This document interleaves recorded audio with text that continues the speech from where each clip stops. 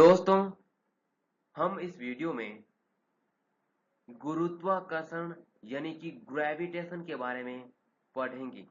गुरुत्वाकर्षण का सिद्धांत सर आइजैक न्यूटन ने दिया था।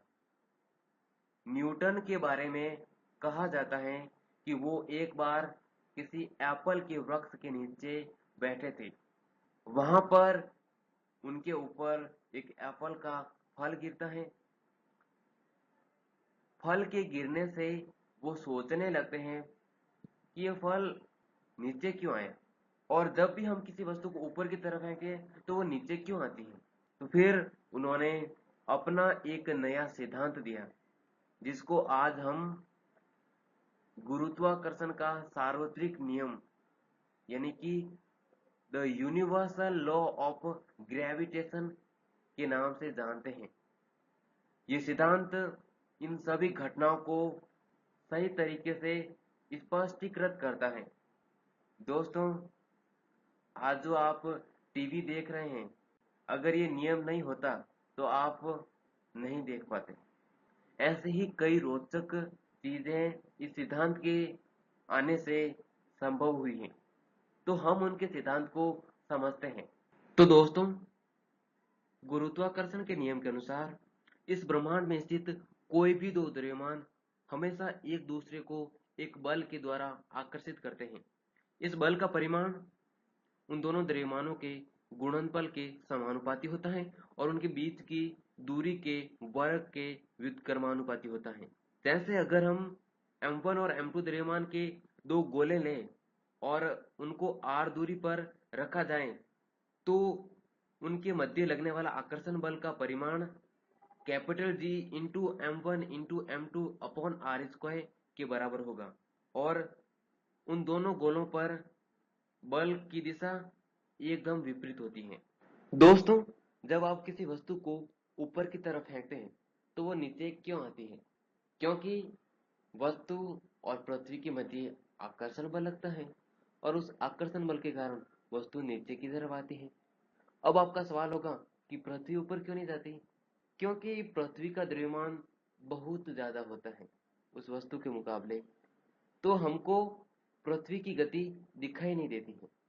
तो दोस्तों, अब हम ये निकालना चाहते हैं कि कोई वस्तु पृथ्वी की सतह पर कितने त्वरण से गिरती है। इसके लिए हम क्या करते हैं, माना कि एक स्मॉल m द्रव्यमान की वस्तु पृथ्वी तल से h ऊंचाई पर है, तो पृथ्वी और उस वस्तु के मध्य आकर्षण बल कितना लगेगा? Capital G into capital M into small m upon r plus h का स्क्वायर। यहाँ पर कैपिटल G एक कांस्टेंट है, एक अचर है, जिसका मान 6.67 इंटू 10 टू द पावर -11 होता है। कैपिटल M पृथ्वी का द्रव्यमान है, कैपिटल R पृथ्वी की त्रिज्या है।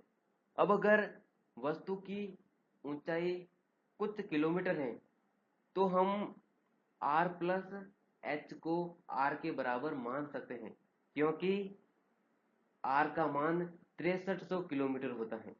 तो F का मान हो जाएगा capital G into capital M into small m upon r square. अब वस्तु का त्वरण क्या होगा? उस पर लगने वाला बल अपॉन उसका द्रव्यमान। तो यहाँ से हमें उसका त्वरण मिल जाएगा, जिसको हम स्मॉल g से डिनोट करते हैं, और स्मॉल g का मान हो जाएगा capital G into capital M upon r square, और इसकी वैल्यू लगभग 9.8 मीटर पर सेकंड स्क्वायर आती है। कई बार प्रश्नों में हम g को 10 के बराबर भी लेते हैं। दोस्तों, चंद्रमा हमारी पृथ्वी के चारों ओर चक्कर क्यों लगाता है? क्योंकि चंद्रमा और पृथ्वी के मध्य आकर्षण बल लगता है, और ये आकर्षण बल चंद्रमा को अभिकेंद्रीय बल प्रदान करता है, और इसी कारण चंद्रमा पृथ्वी के चारों ओर चक्कर लगाता है। इसी कारण जितने भी ग्रह हैं वो सूर्य के चारों ओर चक्कर लगाते हैं। यहाँ पर जो अभिकेंद्रीय बल होता है वो सूर्य और ग्रहों के मध्य गुरुत्वाकर्षण बल के कारण मिलता है। दोस्तों, अब हम ग्रेविटेशन के अधीन होने वाली गतियों को न्यूटन के समीकरणों के माध्यम से समझना चाहते हैं। अगर वस्तु की ऊंचाई पृथ्वी तल से कुछ किलोमीटर है तो हम गुरुत्वीय त्वरण को नियत मान सकते हैं और इस कारण न्यूटन के समीकरण निम्न प्रकार होंगे। v equal to u plus g t, s equal to u t plus half g t square और v square equal to u square plus 2g's। दोस्तों, न्यूटन के समीकरण लगाते समय हमें निम्न बातों का अवश्य ध्यान रखना चाहिए। जिन राशियों की दिशा ऊपर की तरफ है उनको हम धनात्मक लेंगे और जिनकी दिशा नीचे की तरफ है उनको हम ऋणात्मक लेंगे। और चूंकि जी की दिशा हमेशा नीचे की तरफ होती है इसलिए हम जी को हमेशा नेगेटिव लेंगे। दूसरा, टाइम की वैल्यू हमेशा पॉजिटिव यानी कि धनात्मक होनी चाहिए। दोस्तों, एक उदाहरण के माध्यम से इसको थोड़ा और समझते हैं। माना कि कोई वस्तु ऊपर की तरफ फेंकी जा रही है तो उसका प्रारंभिक वेग पॉजिटिव होगा यानी कि धनात्मक होगा, उसका त्वरण ऋणात्मक होगा और अंतिम वेग और ऊंचाई प्रश्न के अनुसार लेंगे। इस परिस्थिति में ऊंचाई की वैल्यू भी हमेशा पॉजिटिव ही होगी और ऊंचाई की एक वैल्यू के लिए टाइम की दो वैल्यू होगी।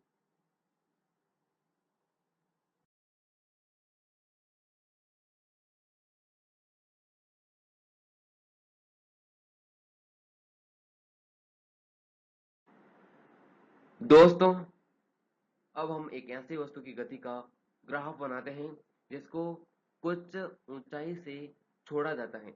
दोस्तों, क्योंकि हम वैसे ही जानते हैं कि नीचे की दिशा को हम ऋणात्मक लेते हैं तो तीनों ग्राफ जो कि त्वरण समय ग्राफ, वेग समय ग्राफ और विस्थापन समय ग्राफ चतुर्थ चतुर्थांश में बनेंगे यानी कि फोर्थ क्वाड्रेंट में बनेंगे। तो पहला ग्राफ त्वरण समय ग्राफ कुछ इस प्रकार से आएगा। एक समय अक्ष के साथ समांतर सरल रेखा, क्योंकि त्वरण का मान नियत है। और इसी प्रकार वेग समय ग्राफ भी एक सरल रेखा आएगी जिसकी ढाल -9.8 मीटर पर सेकेंड स्क्वायर होगी और यह रेखा मूल बिंदु से स्टार्ट होगी। तीसरा ग्राफ विस्थापन और समय के साथ, क्योंकि हम जहां से वस्तु को छोड़ रहे हैं उसको मूल बिंदु मान रहे हैं तो प्रारंभिक टाइम में वस्तु का विस्थापन 0 होगा और वस्तु जैसे जैसे नीचे की तरफ आएगी उसका विस्थापन ऋणात्मक होता जाएगा और यहाँ पर उसका त्वरण नियत है तो इसका ग्राफ नीचे की दिशा में खुला हुआ एक परवलय मिलेगा। दोस्तों, अब हम द्रव्यमान और भार में अंतर समझते हैं। द्रव्यमान मतलब मास को हम किसी वस्तु के घनत्व और आयतन से संबंधित करते हैं, जबकि किसी वस्तु का भार उस पर पृथ्वी के कारण लगने वाला गुरुत्वाकर्षण बल होता है। दोस्तों, मास को हम कमानीदार तुला से मापते हैं, जबकि भार यानी कि वेट को हम स्प्रिंग तुला से मापते हैं। दोस्तों, किसी वस्तु का द्रव्यमान निश्चित होता है जबकि भार अलग अलग जगह पर अलग अलग हो सकता है। जैसे पृथ्वी पर किसी वस्तु का भार अलग होगा और चंद्रमा पर अलग। हाँ तो दोस्तों, हमने गुरुत्वाकर्षण के चैप्टर को पढ़ लिया है। अब एक क्वेश्चन करते हैं। अगर किसी वस्तु को ऊपर की तरफ 40 मीटर प्रति सेकंड के वेग से फेंका जाता है तो किस समय वस्तु का वेग -30 मीटर पर सेकंड होगा? इसको करने के लिए हम न्यूटन का पहला समीकरण लगाएंगे, v equal to u plus g t. यहाँ पर v, u और g के मान रख देंगे और t की वैल्यू 7 सेकंड मिल जाएगी। सेकंड क्वेश्चन, अगर वस्तु का द्रव्यमान m किलोग्राम है तो पृथ्वी और चंद्रमा पर भार बताओ। जबकि आपको ये दे रखा है कि चंद्रमा पर चंद्रमा के कारण उत्पन्न गुरुत्वीय त्वरण का मान पृथ्वी के मुकाबले 1/6 गुना होता है। दोस्तों, चूंकि हम ये जानते हैं कि किसी वस्तु का भार गुरुत्वीय त्वरण इंटू द्रव्यमान होता है, तो पृथ्वी पर उसका भार हो जाएगा m इंटू जी, और चंद्रमा पर हो जाएगा m इंटू जी बाई 6। दोस्तों, अब मैं आपको कुछ क्वेश्चन दे रहा हूं जिनको हल करने का प्रयास करो। इन सभी क्वेश्चनों के हल वर्णन में दे रखे हैं।